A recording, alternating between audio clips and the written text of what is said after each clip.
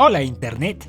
Luego de haber visto los primeros 4 años de la serie en detalle, es hora de volver, una vez más, a los sucesos tras su producción, y ver quiénes fueron los responsables de continuar el legado de su primera etapa. A pesar de que Los Simpson son el resultado de un trabajo colectivo, su estilo y su tono se distinguen por la persona o personas que están a la cabeza, es decir, sus showrunners, personas que deciden la dirección creativa de un programa y cuyo nombre encabeza los créditos de cierre de un episodio. En las 4 temporadas siguientes tendremos 2 periodos distintos, cada uno admirable por sus propios méritos.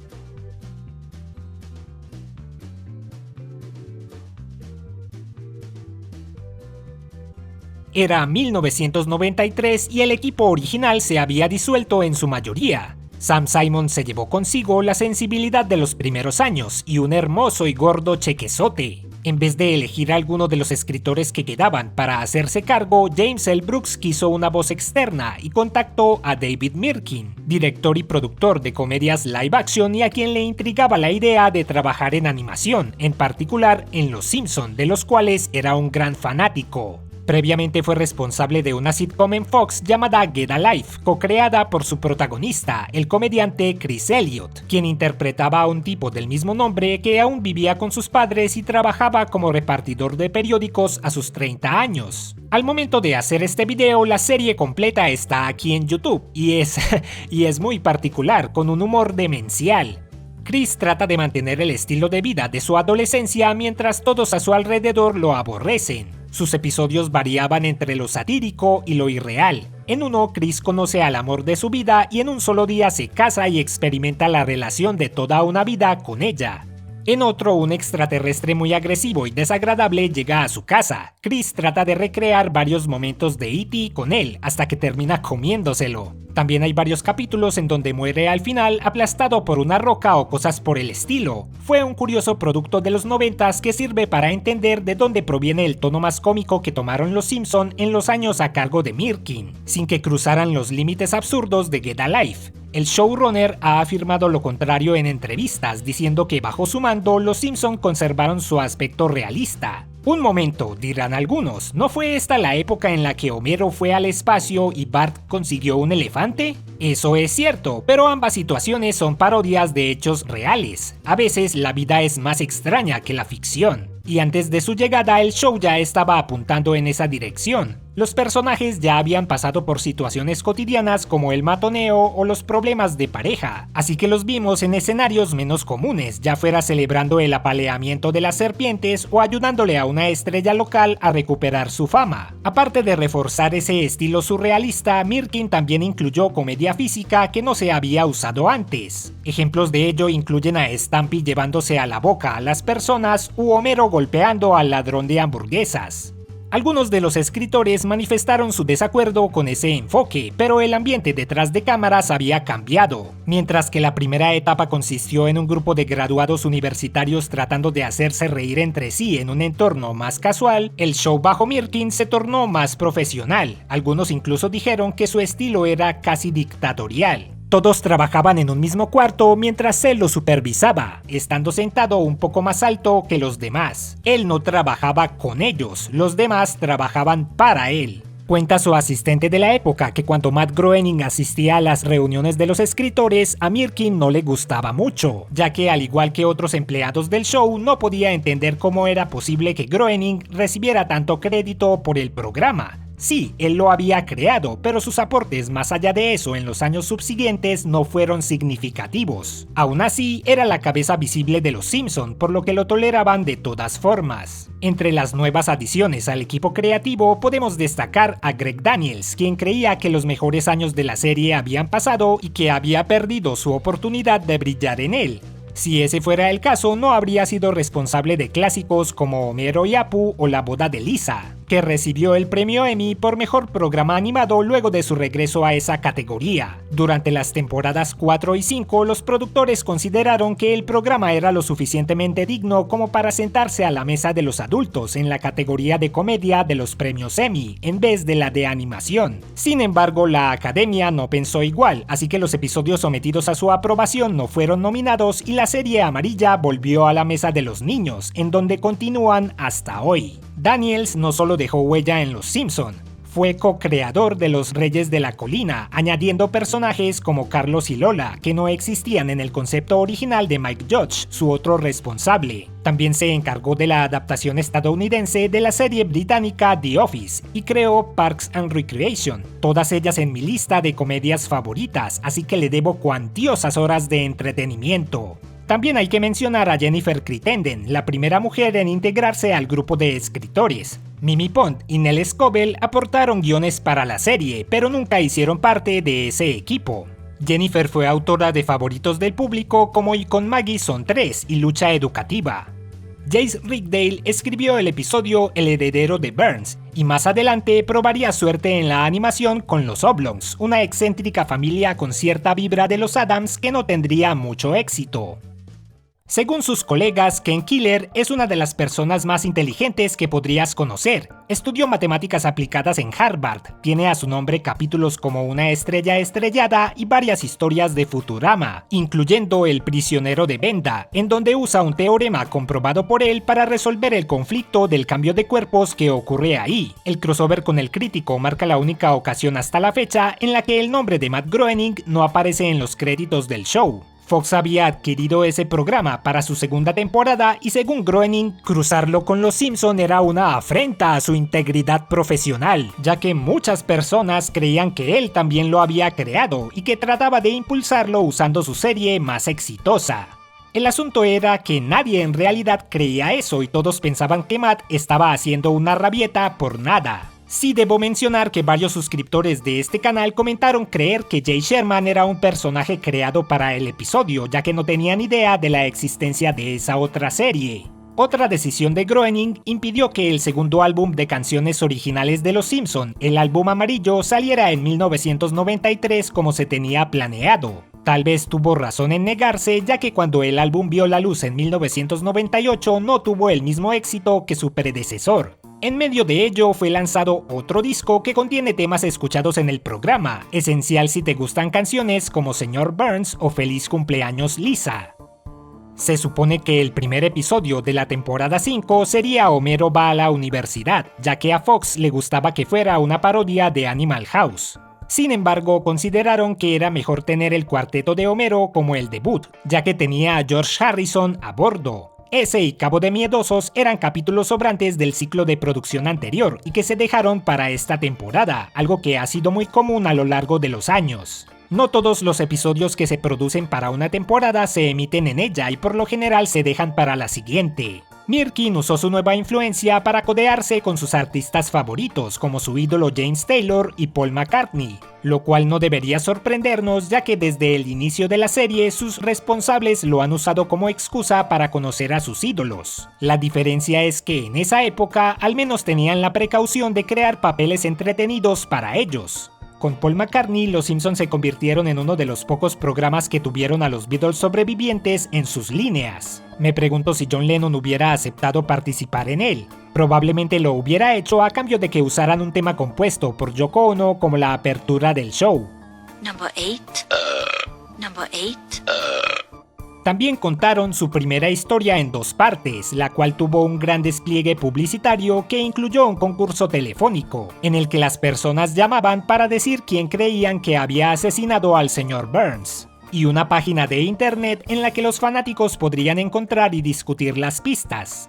Ese fue otro factor muy importante por esos días, aunque muy incipiente comparada a como es ahora, la comunidad en línea que discutía acerca de la serie alcanzó cierta notoriedad, al punto de que en el programa les dirigieron varios guiños, como la personalidad del tipo de las historietas o los ñoños que se quejan de las incoherencias de los dibujos animados.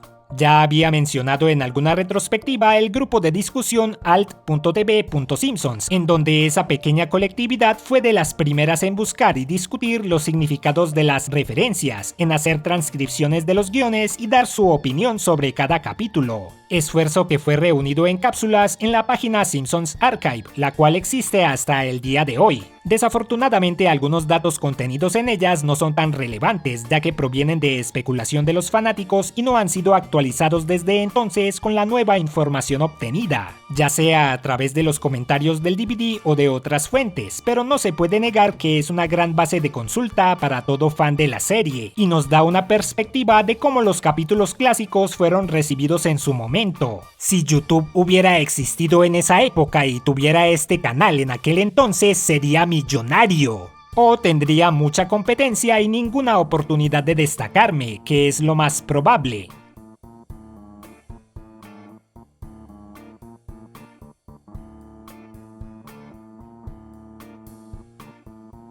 Mirkin decidió abandonar su cargo al finalizar la temporada 6, aunque regresó en las temporadas 7 y 9 para encargarse de algunos episodios y continúa en calidad de productor hasta la fecha. Como reemplazo, sugirió a Bill Oakley y Josh Weinstein, y quién mejor que ellos para tomar las riendas del show. Junto a John Swartzwelder, ellos habían escrito la mayor parte de las historias en los 2 últimos años, y después de haber trabajado allí desde Marsh consigue empleo, conocían sus sensibilidades y detalles mejor que nadie.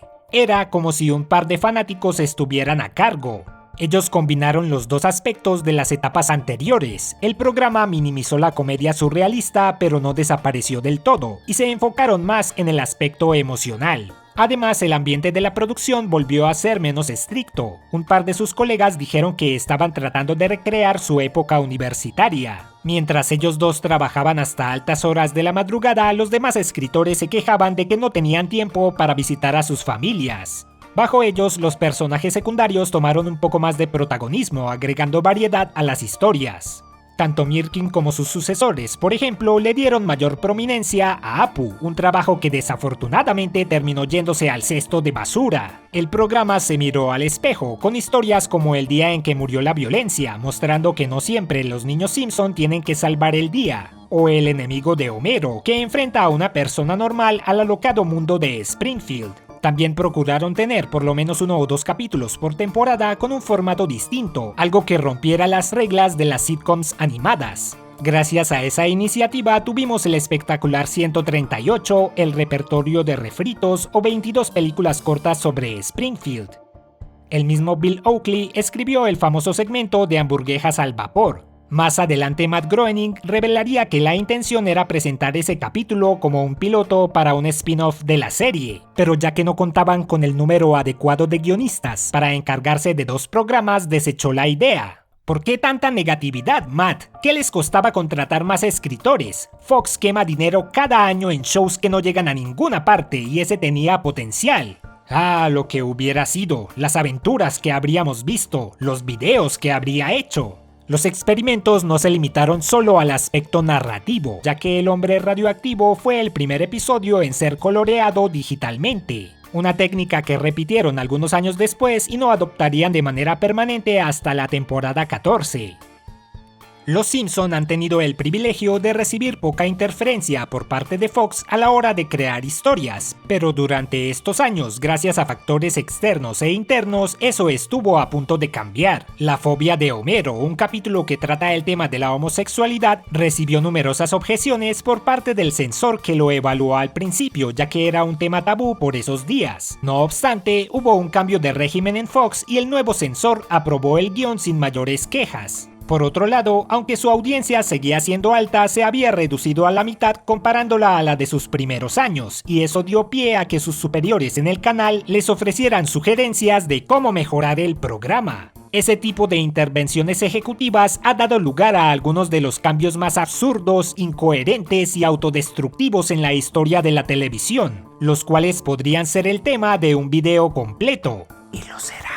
La respuesta de los Simpson a ese bien intencionado intento de sabotaje fue el espectáculo de Tommy, Daly y Pucci, que satirizó lo que sucede cuando los ejecutivos de televisión recomiendan cambios potencialmente nefastos para una serie. El capítulo fue escrito por un autor notable de esa etapa, David X. Cohen. Aunque recibió su primer crédito en la temporada 6, su trabajo más notorio se encuentra en este par de años, con episodios tales como Lisa la vegetariana y ¿Dónde está el inmigrante? Cohen dejaría a Los Simpson en 1998 para colaborar con Matt Groening en la creación de Futurama. Otro escritor a destacar fue Richard Appel, quien antes de trabajar en televisión fue un abogado, contribuyendo a la tradición simpsoniana de traer profesionales de otros campos al equipo. Recibió su primer crédito con el episodio Mamá Simpson, en donde bautizó a la madre de Homero con el mismo nombre de su esposa, Mona. Posteriormente creó junto a Seth MacFarlane el spin-off de Family Guy, el show de Cleveland.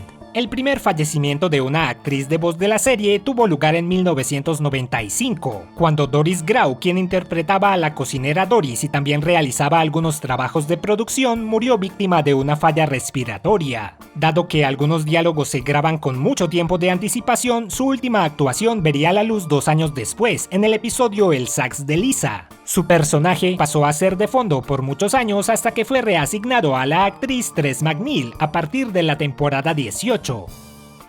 Oakley y Weinstein decidieron ceder sus puestos luego de la temporada 8, ya que consideraban que un showrunner no debería durar más de 2 años al frente de un programa. Ahí te hablan, Al Jean. Se embarcaron en otro proyecto animado, Mission Hill, que narraba las desventuras de un grupo de jóvenes adultos, algo que no se ha tratado mucho en la serie amarilla, y el cual tuvo una sola temporada. Tal vez algún día debería hablar de esos hijos ilegítimos, entre comillas, de los Simpson, de los cuales hay un par más. En conclusión, estas 3 personas, con ayuda de escritores muy talentosos, llevaron a la serie por nuevos horizontes, en una época en la que la misma industria pensaba que sus mejores días habían quedado atrás, y también nos demostraron la importancia de renovar periódicamente el liderazgo creativo de un programa. Sin embargo, aunque aparentemente indetenible, tarde o temprano la familia amarilla sucumbiría a la ley de hierro del espectáculo. Todo lo que sube tiene que bajar. Muchos marcan el antes y después de este programa en un episodio de la temporada 9 que sobró del ciclo producido por Oakley y Weinstein, y del cual, según ellos, su intención fue malinterpretada. Pero esa, chicas y chicos, es una historia para otro día.